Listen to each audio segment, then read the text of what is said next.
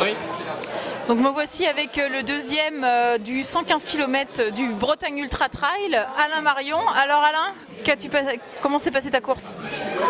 Eh bien, bien globalement, c'est une nouvelle expérience pour moi cette distance-là, donc ça a été quand même assez éprouvant, quoi. Moi j'ai trouvé ça long parce que c'est des allures auxquelles moi j'ai pas l'habitude de courir, donc c'était assez éprouvant et assez long, quoi.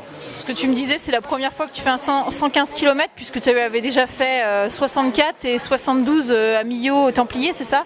Oui, tout à fait, ouais, mais c'est des configurations de course qui sont complètement différentes. À Millau, c'est de la montagne, hein, avec les causes, donc on monte, on descend, il y a des parties où on marche, et là finalement le Bretagne Ultra Trail, c'est quand même des parties qui sont quand même assez roulantes, donc on est amené à tout le temps courir, quoi, hein. Donc c'est complètement différent. Ouais. Et qu'est-ce qui t'a donné envie de basculer encore plus loin, de passer de 72 à 115, puisque là c'est quand même 50 km de plus? Ouais, moi je crois que je vais de bêtise en bêtise en fait.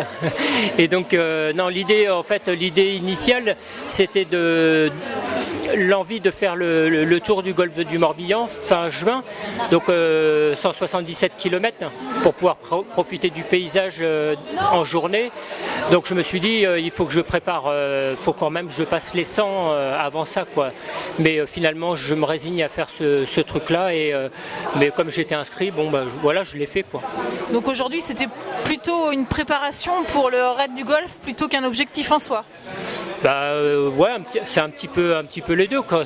Parce que 115 c'est quand même un gros objectif, quoi. Donc mais non, je préfère en fait rester sur des formats un petit peu plus courts, parce que moi ce qui me plaît c'est de courir en montagne. Donc cet été je prévois de faire un 42 km dans les Pyrénées, là, le marathon du Mont-Calm.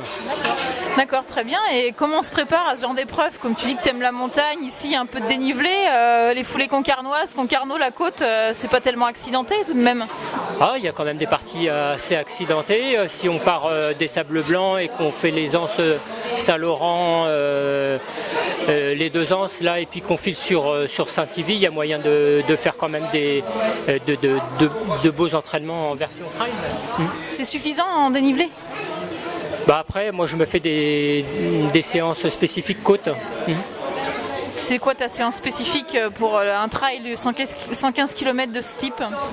En côte, tu veux dire?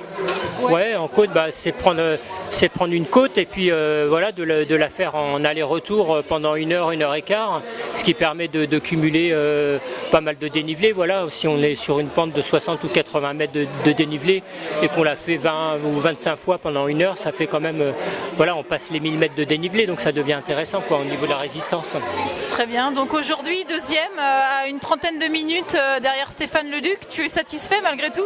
Ouais, moi j'avais aucun objectif sur la place, c'était juste premier objectif de le finir, parce que c'est quand même un gros challenge, quoi, de faire 115 pour moi, et puis je m'étais donné quand même un temps, je voulais faire en moins de 13 heures, entre 12 et 13, donc nickel.